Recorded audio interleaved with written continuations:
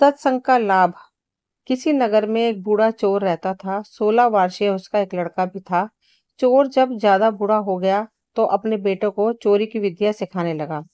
कुछ ही दिनों में वह लड़का चोरी विद्या में प्रवीण हो गया। दोनों बाप बेटा आराम से जीवन व्यतीत करने लगे। एक दिन चोर ने अपने बेटे से कहा, देखो बेटा, साधु संतों की बात कभी नहीं सुननी चाहिए। अगर कहीं कोई महात्मा उपदेश देता हो तो अपने कानों में उंगली डालकर वहां से भाग जाना। समझे? हाँ बापू, समझ गया। एक दिन लड़के ने सोचा, क्यों ना आज राजा के घर पर ही हाथ साफ कर दूं। ऐसा सोचकर उधर ही चल पड़ा। थोड़ी दूर जाने के बाद उसने देखा कि रास्ते में बगल में कुछ लोग एकत्र होकर खड़े हैं। उसने एक को आते हुए व्यक्ति से पूछा, उस स्थान पर इतने लोग क्यों एकत्र हुए हैं? उस आदमी ने उत्तर दिया, वहां एक महात्मा उपदेश दे रहे हैं।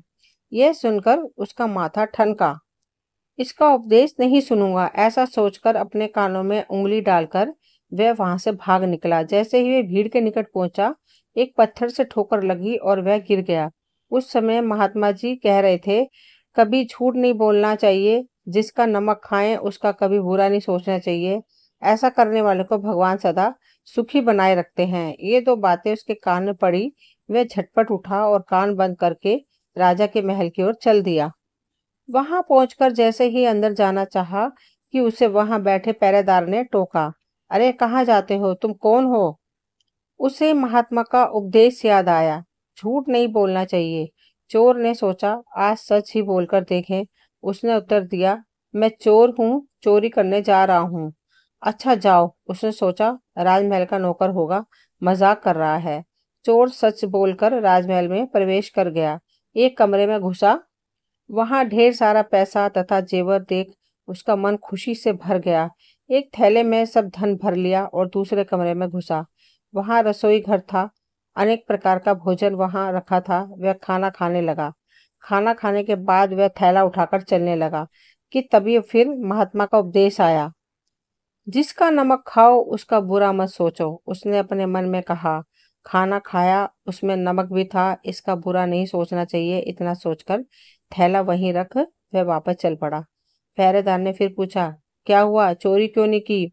देखिए, जिसका नमक खाया है उसका बुरा नहीं सोचना चाहिए। मैंने राजा का नमक खाया है, इसलिए चोरी का माल नहीं लाया, वहीं रसोई घर में छोड़ आया। इतना कहकर वह वहां से चल पड़ा।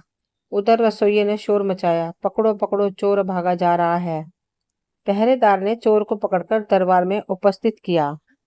राजा के पूछने पर उसने बताया कि एक महात्मा के द्वारा दिए गए उपदेश के मुताबिक मैंने पहरेदार से पूछने पर अपने को चोर बताया, क्योंकि मैं चोरी करने आया था।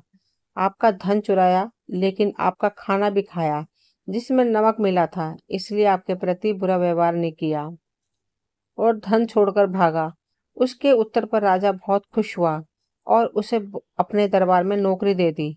वह 2-4 दिन घर नहीं गया तो उसके बाप को चिंता हुई कि बेटा पकड़ लिया गया है। लेकिन 4 दिन के बाद लड़का आया तो बाप अचंभित रह गया। अपने बेटे को अच्छे वस्त्रों में देखकर लड़का बोला, बापूजी, आप तो कहते थे कि साधु संत की बात मत सुनो, लेकिन मैंने एक महात्मा के 2 शब्द सुने और उसी के मुताबिक काम किया, तो देखिए सच्चाई का फल। सच्चे संत की वाणी में अमृत बरसता है, आवश्यकता आचरण में उतरने की है। दोस्तों, ये कहानी यहीं तक थी। अगर पसंद आई हो तो प्लीज़ लाइक शेयर सब्सक्राइब करें, ताकि वीडियो की नोटिफिकेशन समय समय पर आपको मिलती रहे। मिलती हूँ अगली वीडियो में, तब तक के लिए थैंक यू।